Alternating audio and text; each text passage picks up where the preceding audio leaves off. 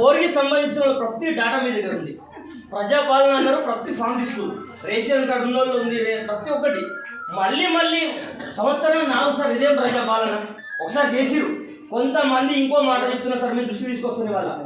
కొంతమంది ప్రజాపాలన ఫామ్ ఇస్తే ఫామ్ కూడా లేకుండా వేసిరు. ఇంత నిర్లక్ష్యం ఎందుకు అడుగుతున్నా? ఆ ఎవిడెన్స్ నా దగ్గర ఉంది. ఒక 2-3 ఫామ్ కూడా తీసింది, అది కరెక్ట్ కాదు. ఎవరో చెప్తే లిస్ట్ స్క్రిప్ట్ రాసిన ఇక్కడ ప్రజల ముందు ఒక మాట, తెర వెనుక ఇప్పుడు వచ్చిన మీద ఒకటే.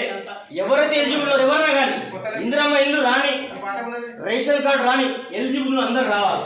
ఎవరో స్క్రిప్ట్ రాసిస్తే ఎక్కడి నుంచి వచ్చింది నాకు దయచేసి మీరు చదవడం పద్ధతి కాదు. ఇప్పుడు ఇది 1 year అవుతుంది సార్, 1 year అవుతుంది. జిరాక్స్ తీస్తూనే ఉన్నారు. ఎప్పుడు వస్తాయి?